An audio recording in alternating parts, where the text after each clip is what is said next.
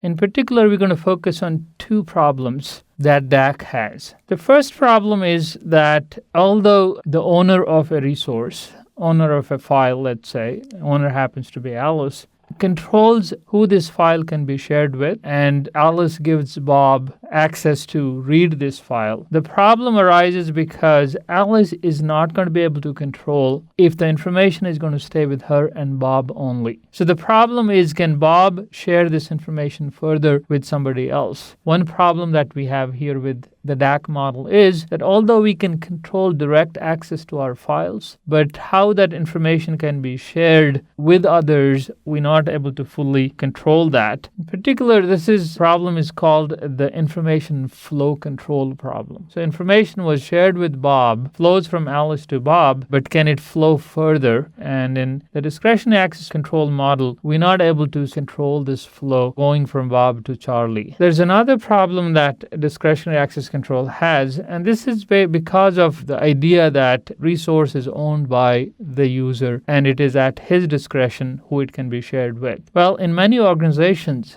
companies, it's really not at your discretion. You're an employee of a company, and the company actually controls how certain type of data should be shared in that company or outside of that. In other words, the employer, the company where the user works, actually may be able to mandate or will mandate actually and how certain kind of sensitive data could be shared. So to address these two problems, we're actually going to explore another model for access control. It's called the mandatory access control model. And it's called mandatory access control because it is not at the discretion of the user. Discretionary access control is at the discretion of the owner of a resource. But here, organization is going to mandate how data can be shared, and that's why it's called mandatory access control.